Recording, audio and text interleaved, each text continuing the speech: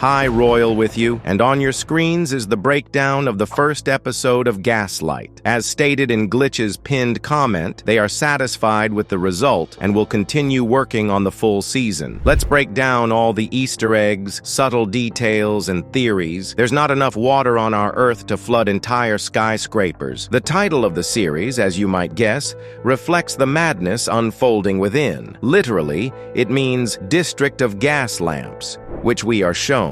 Such lamps were used in the early 19th century. Mel is being watched over by the one-eyed angel of the Mother of Angels, a map of the district, though I'd rather call it an island. On the left, a shot with the stairway to heaven and a scientist known to Ken. Next, we see a plan with outlined steps. On step 3, there's an interesting newspaper clipping. It states that the virtue core has been exposed. The words directly under things you'd have been wiped off the face of this earth speak volumes about the article's content. This suggests the virtue core is well aware of the Mother of Angels' plan to destroy the people below and fully supports it. However, if the prophecy is fulfilled, they too will lose their immortality. Perhaps that's why they imprison themselves in mechanical bodies, keeping only the essentials, the brain. On step 4, you can see that organs are listed in the document. Likely, the scientist received his brain from such a package. The question is,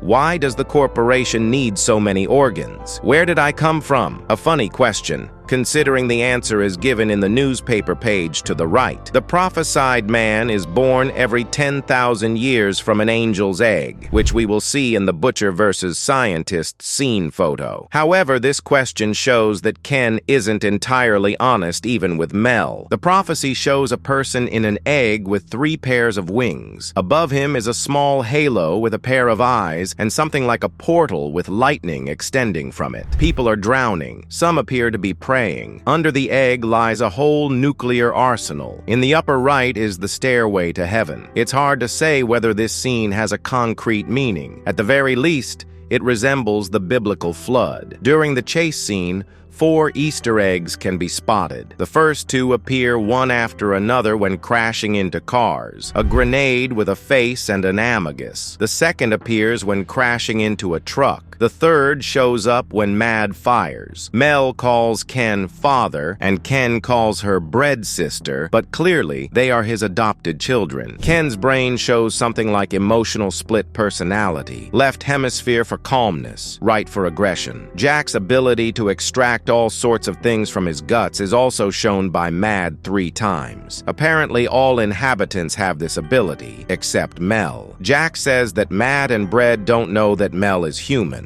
Turns out, Ken kept it from them too. Once again, the one-eyed raven watches over Mel. During the resurrection of the trio, you can see their cult's symbol. A photo shows Jack with the others. Mad, Ken, and Mel also mention their closeness with him. Yet despite this, he was disposed of without much regret and with clear pleasure. In Jack's wallet, documents are visible in 2 languages, English and hieroglyphs. This will appear a few more times later. The hieroglyphs seem to be a kind of cultist language, as they are seen on religious items both above and below. Ken talks about the underworld, referring to Dante's 9th circle of hell. Bread sleeps in a bread box, gags on the magazine cover. Ken finds a photo of the scientist in Mel's plan. That's probably why he agrees to her risky mission, to kill him. One-eyed again. Writings on the columns. Another Dante's hell reference. 9 levels, 9 texts, 9 flies. Funny that flipping 3 9s gives you 3 6s. Amogus on the map. Angels have crosses in their eyes and halos on their heads. No wonder they're called angels. While Mad is dealing with Joshua, everyone else on the monitors is goofing off. 5,245 years have passed since they met. Their immortality is indeed eternal.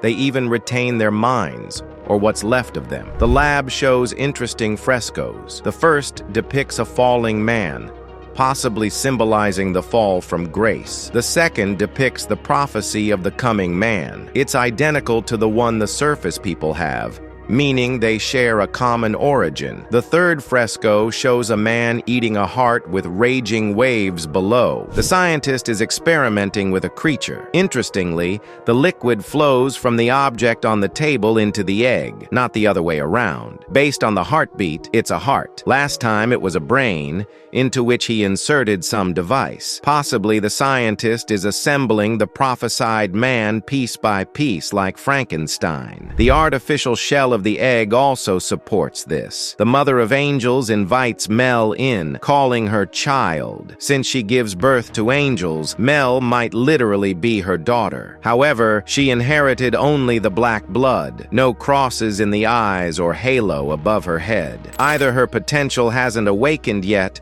or she is something between a human and an angel. The Mother of Angels also bears hieroglyphs, again confirming their religious origin. The same one-eyed raven lands on her shoulder, confirming the mother has been watching Mel all this time while she was below. Even after Ken devours the scientist's brain, it resurrects inside his stomach. Sooner or later, the brain will find a way out. Ken burns the evidence, the main one being a photo of the scientist with Mel and the eggshell she came from. Given that the Mother of Angels also calls her the prophesied human, there's no doubt she's the one, not just a successful result of the scientist's experiments. The Mother of Angels says a legion of angels will rain fire down on the earth. Considering the nuclear weapons in the prophecy, she might mean this literally. On the other hand, nukes could just symbolize the inevitable doom of all life. Bread uses fast-rising yeast. Immediately after, paper unfolds in his hollow head. It's easy to guess. On the left is his conception, on the right a spoon, an egg, and in the middle a special stone or crystal in a magic circle, possibly something like the Philosopher's Stone. I think this spell on the paper gave Bread life and keeps him going. So he's a homunculus or golem,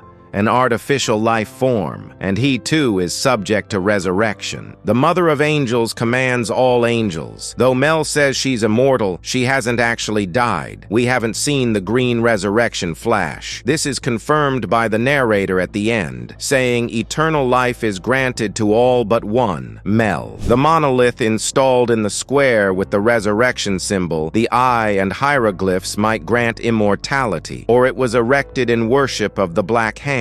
That's what the symbol means, the hand. Even though the egg cracked before the execution, Mel had enough time to impale it on a spike. What will happen to the smiling dead? The message at the end answers this, addressing the residents. It says such actions are considered terrorism and subject to a certain Omega-7 protocol. The Virtue Corps investigates the road. The reason is the black blood left by Mel after the chase. Jack will probably be fished out in the next episode. Presumably, he was drowned in the chain port, as hinted by the chain hook rod. But that's not all. If you liked the breakdown, subscribe, like the video to boost it, and share your thoughts in the comments. Catch you later.